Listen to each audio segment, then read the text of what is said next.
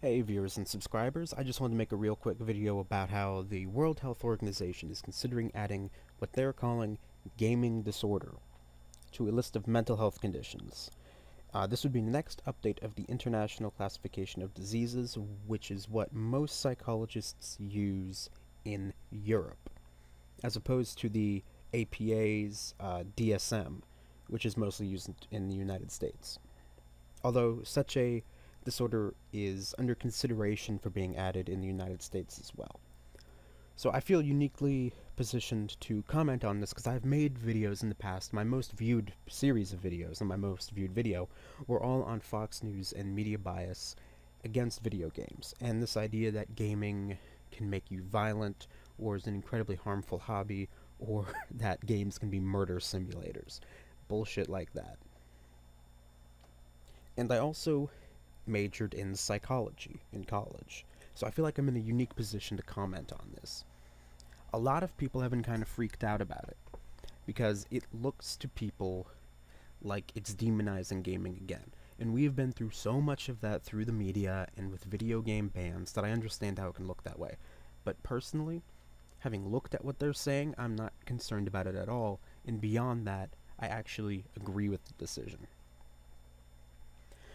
So first off, you've got to understand they are smart enough that they are differentiating significantly between someone who games, someone who likes gaming a lot, someone who games a lot, and someone who has a disorder. Among the criteria that they look into is whether it could, quote, result in significant impairment to personal, family, social, educational, occupational, or other important areas of functioning. What this means is that for you to be diagnosed of gaming disorder, your gaming has to have an incredibly negative impact on your life. So, if implemented properly, someone who says, hey, I prefer staying in and playing League of Legends or playing Skyrim on a Friday or Saturday night, I prefer that to going out to a bar or going to a party. I'm just not a very extroverted person. I'm an introvert. I'm a quiet person. I prefer gaming to going to parties. That should be fine. What would be a disorder, meet that criteria, is like what a friend of mine went through, which is where he literally failed out of college because he was playing League of Legends so much, and he couldn't stop. You have to understand that for it to be diagnosed as a disorder, it has to be extreme. This guy had every hallmark of addiction. Like, it sounds exactly like what you would get with alcohol or heroin addiction. His day looked like this: sleep for 5 or 6 hours, wake up, play League of Legends, go to sleep. Literally, that was his day. That's why he failed out of college. He never went to class, he never did his homework. He literally failed out. Now, if you say, Billy, I've never heard of anyone that bad. Exactly. That's the difference between a disorder and someone who games 3 or 4 hours a day, but still gets everything done. I mean, this guy got so bad that some of my other friends had to bring food to his room because he wouldn't stop playing League of Legends long enough to get food. Right? This is a very extreme, abnormal condition.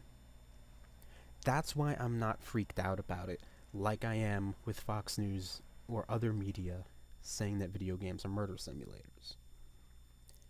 They're clearly, from my own experience with my friend, be a situation where it goes way too far, and more than that, clearly too far.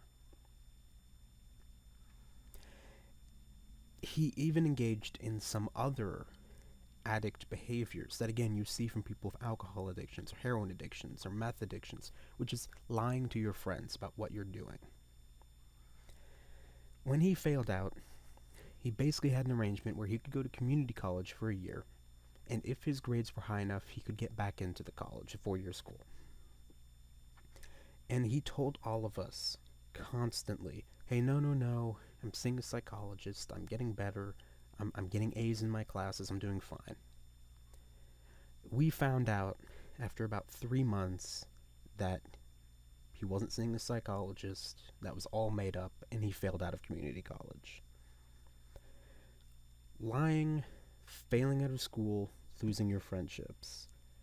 Those are things that a lot of addicts have to deal with. And addicts do deserve sympathy. But that is truly an addiction.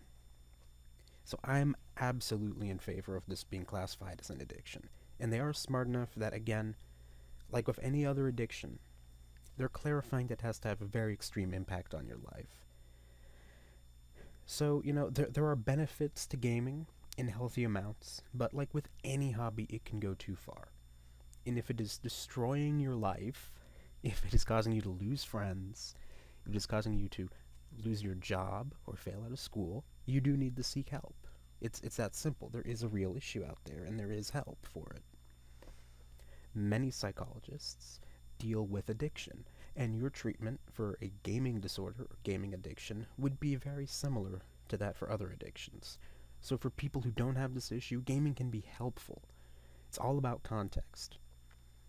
It can relieve stress, improve problem-solving abilities, and enhance your hand-eye coordination. It can even be used in therapy. But keep an eye on it. Very few people have to deal with this, but I think it is a real thing. And all I gotta say about it. Thank you all for watching.